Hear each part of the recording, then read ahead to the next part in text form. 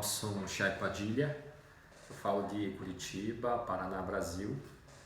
E é um prazer participar novamente desse simpósio internacional sobre direito tributário, que é a minha especificidade aqui.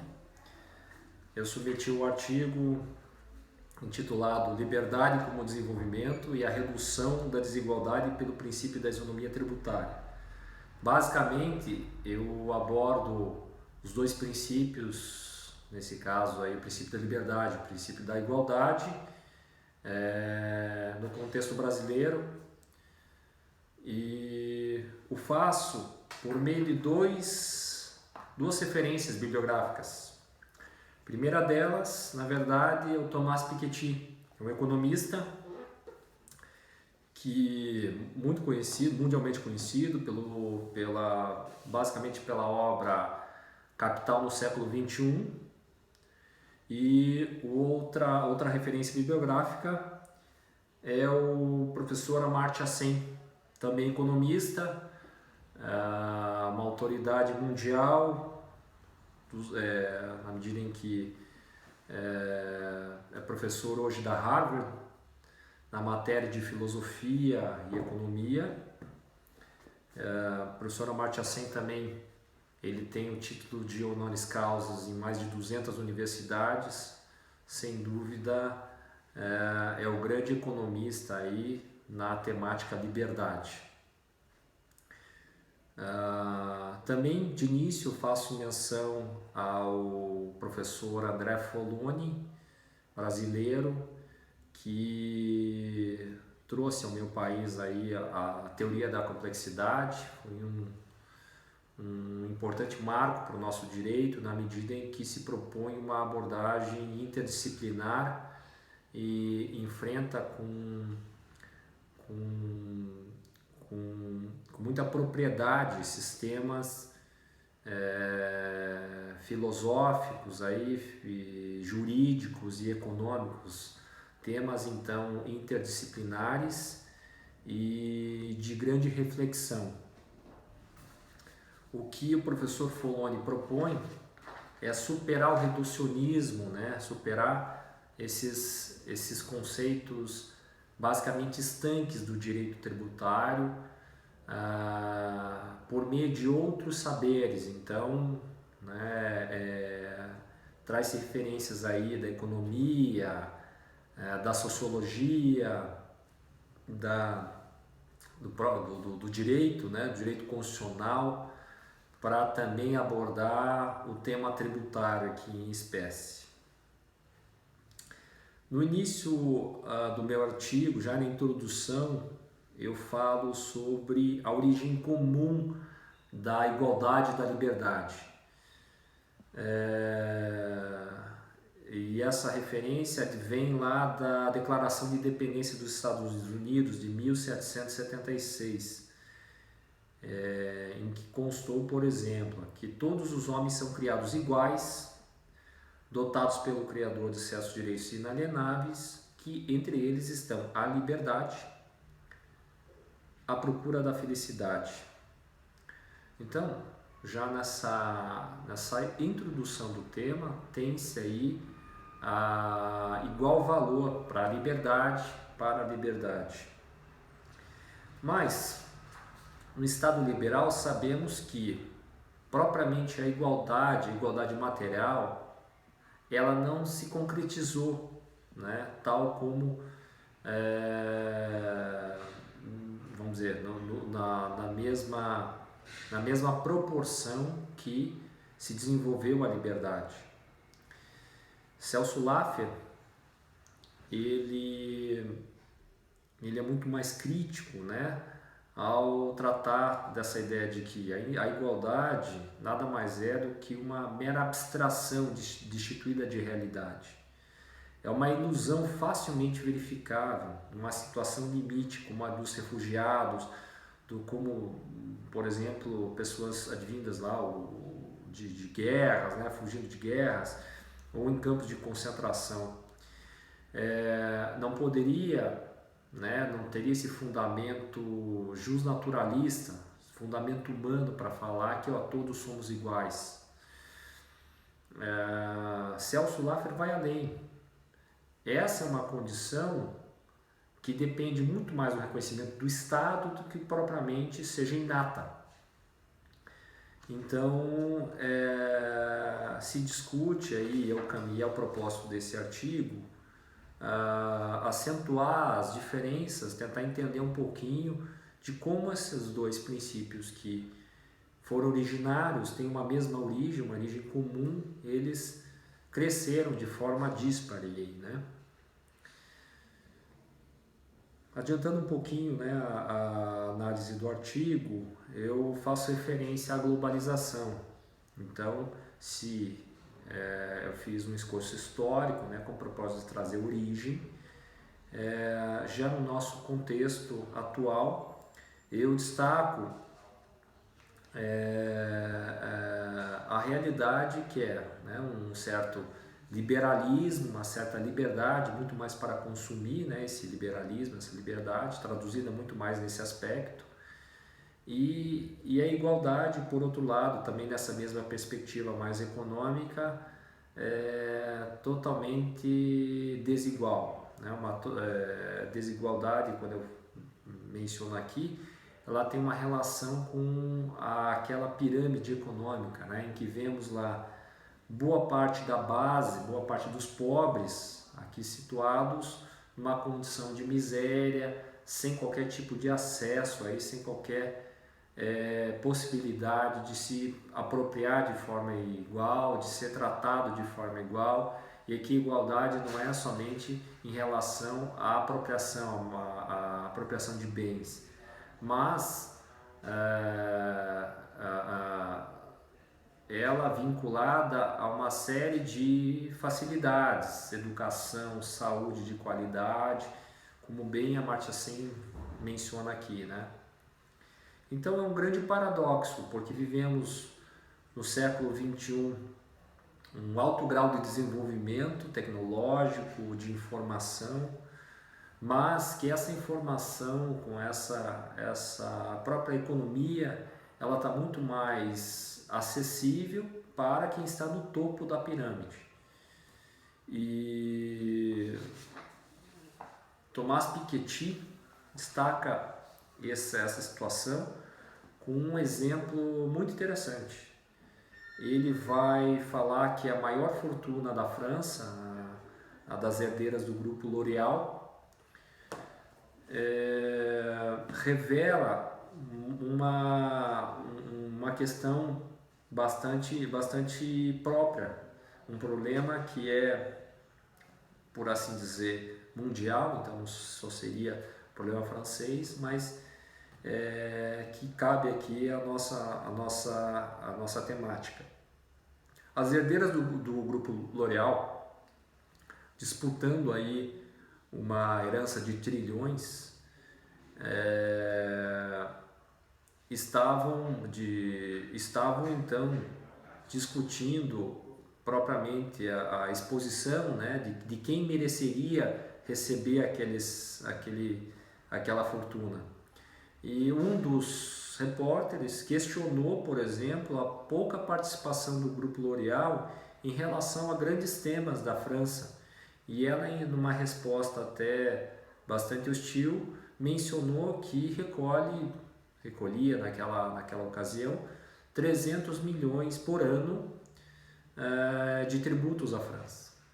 Mas comparada àquela arrecadação, aquela contribuição ao que se tinha de patrimônio, aquilo era irrisório, atingia menos de 2%. Então, o próprio empregado da L'Oréal recolhia mais tributo proporcionalmente ou percentualmente do que a proprietária aí da herança, que, como propriamente já mencionamos, sequer trabalhou, foi fruto de uma herança, foi fruto não de um merecimento, mas sim de uma relação aí de filiação. Isso é preocupante, não que não seja merecida a herança, mas essa desvinculação da renda com o trabalho. Thomas Piketty, no livro Capital do Século XXI, faz um alerta muito importante, que é a ideia de que os detentores do capital, pessoas aí milionárias, nós estamos falando de pessoas aí fortunas, né, que representam a riqueza, mais de 50% da riqueza mundial, 10% da população detém aí quase que metade de todos os bens, né, do mundo. Então essa pequena parcela da população, ela, além de não arrecadar concretamente todos os impostos, né, na proporção da sua capacidade econômica, elas basicamente estão ficando cada vez mais ricas, principalmente porque o capital ele gera a riqueza, muito mais no século XXI, muito mais do que o trabalho. Então vale mais a pessoa aplicar isso, vale para o Brasil aqui, né, que tem altas taxas de juros e grandes rentabilidades, vale muito mais a pessoa pegar 100 milhões de reais ou de dólares e aplicar, por exemplo, a juros, né, obter aí uma especulação financeira, do que propriamente investir numa fábrica, em algum tipo de atividade que explore o trabalho. Sabemos que as grandes fortunas aí têm uma vinculação com com propriamente com o trabalho com marcas, tecnologias. Então isso é preocupante, porque precisamos do trabalho. Essa grande massa de pessoas, né, a maioria das pessoas depende da renda, do trabalho, enfim, para sobreviver.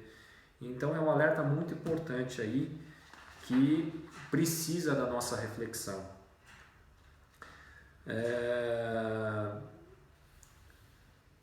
No Brasil, nós temos a Constituição de 1988, que, quando fala do tema igualdade, ela em diversos artigos reconhece a condição do Brasil de desigualdade, de país desigual. É uma norma constitucional que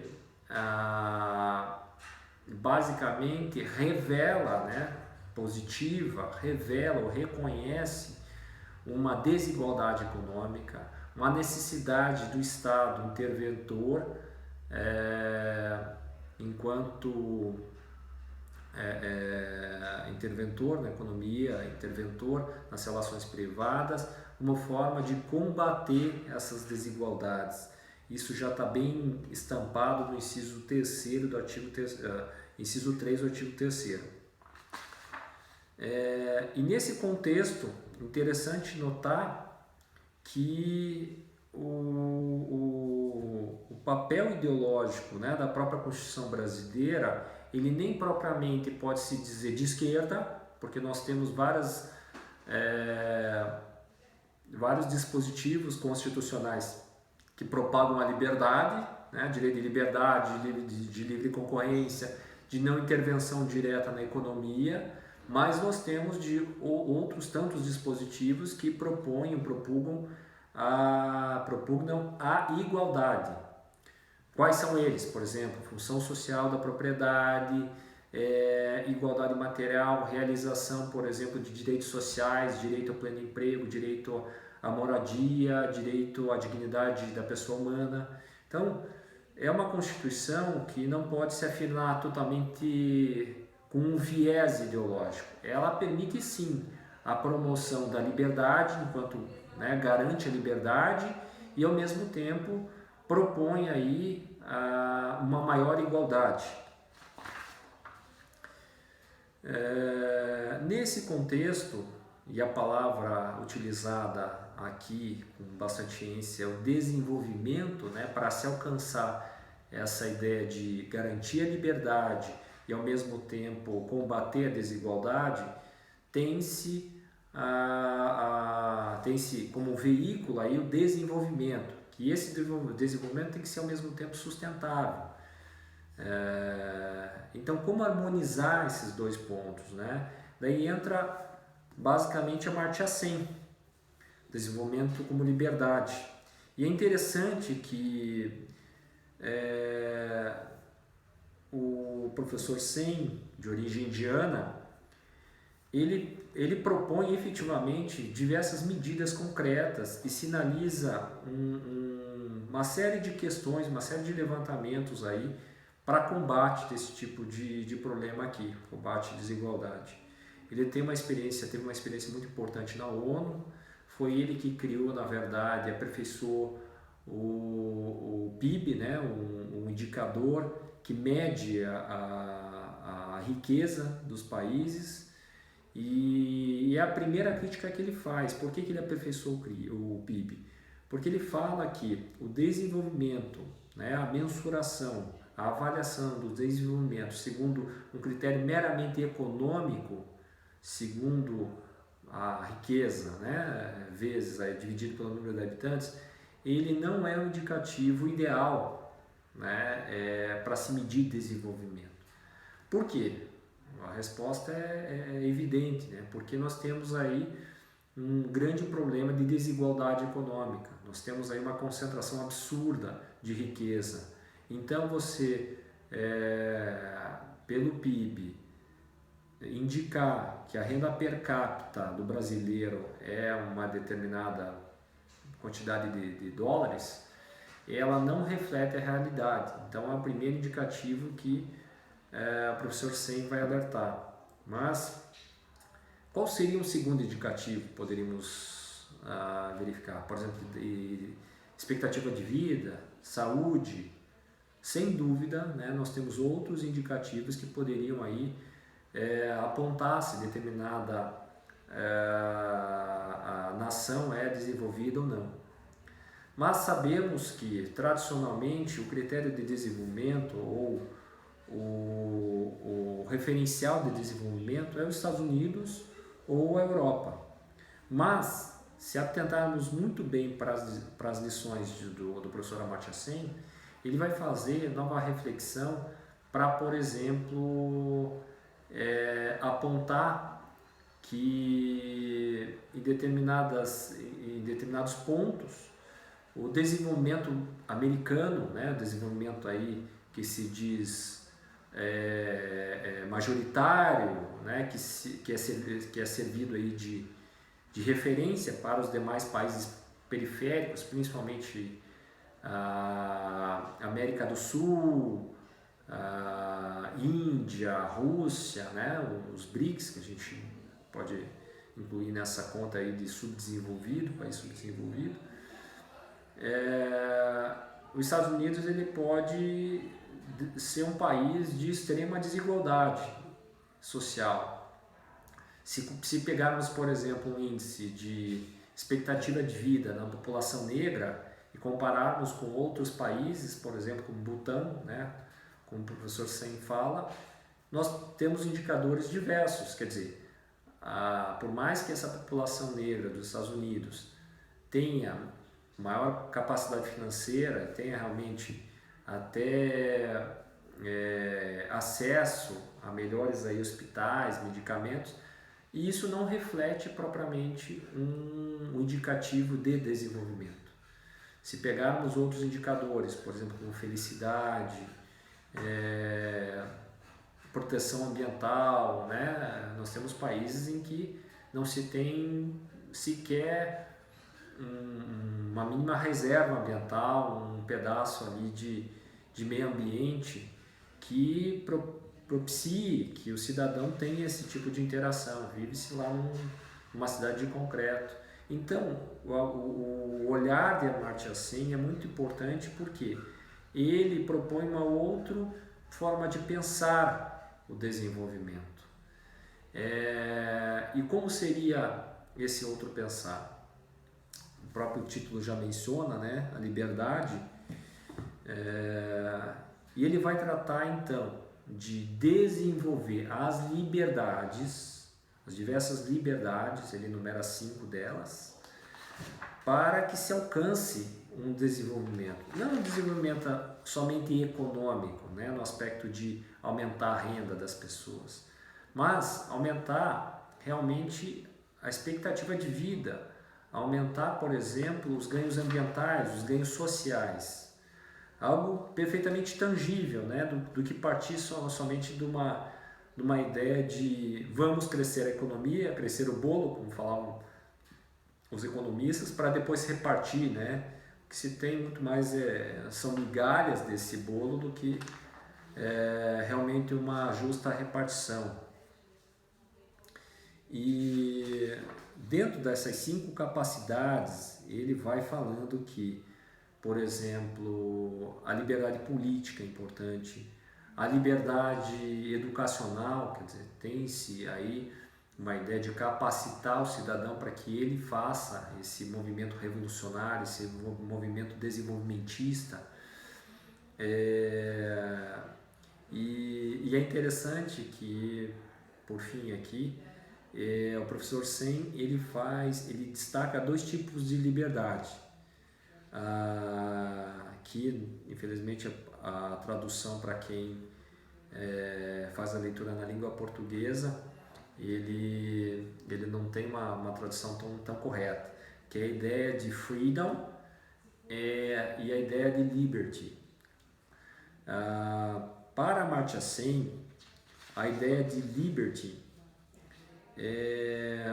parte de uma possibilidade que, por exemplo, né, já nessa ideia da legislação brasileira, então significa assim, que uma pessoa muito pobre, uma pessoa muito humilde, ele pode, por exemplo, fazer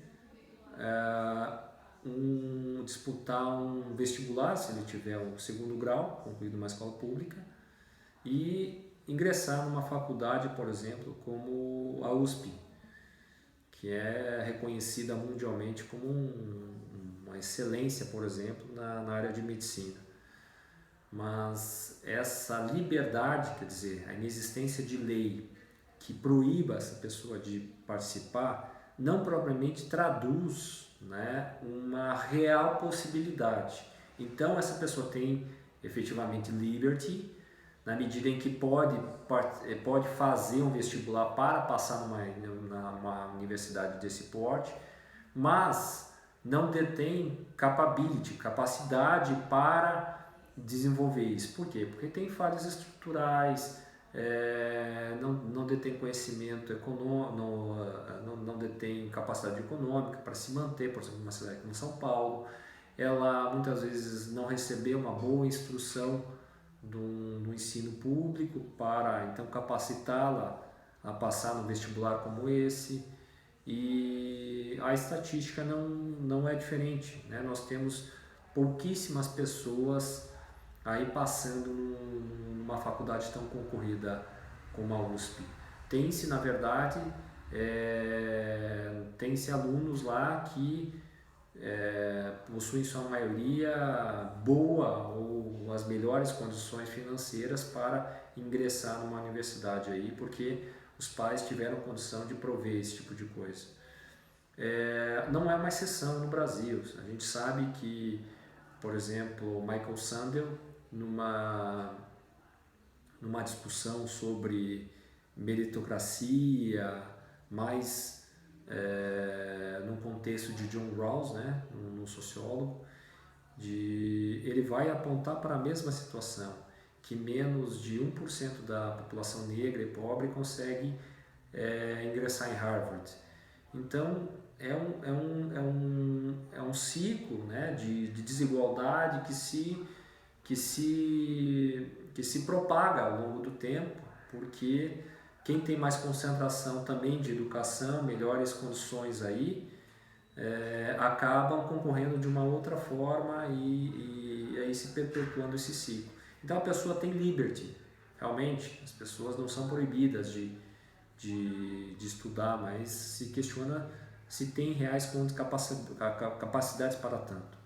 E nessa situação de certa liberdade, o Amartya Sen ele vai designar então a palavra freedom como a real possibilidade dessa pessoa estar estudando, então o Estado e essa pessoa então está sendo capacitada a desenvolver, né, a se desenvolver, então, e conquistar, por exemplo, uma vaga nessas universidades mais concorridas.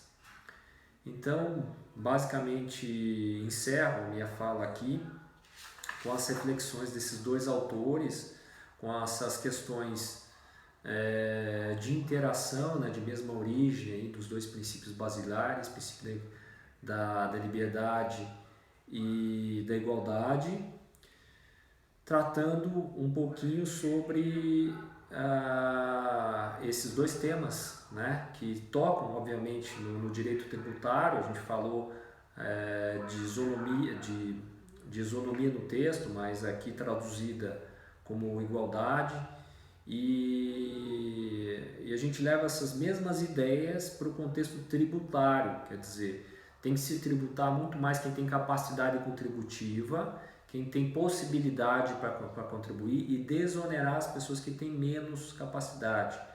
Paga mais quem pode mais, que nem como uma menção lá aí do professor Geraldo Taliba, né? Paga mais quem pode mais, paga menos quem pode menos.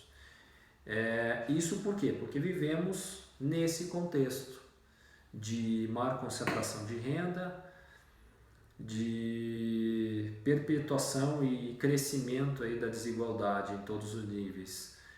É o grande problema do século. Precisamos pensar, refletir sobre essas questões, de modo a trazer, talvez, fazendo uma referência desde o início, né, que falei lá da Revolução Francesa, a origem desses dois princípios, a origem comum desses dois princípios, talvez para dar um novo significado ao lema lá, Liberté, Égalité, Fraternité.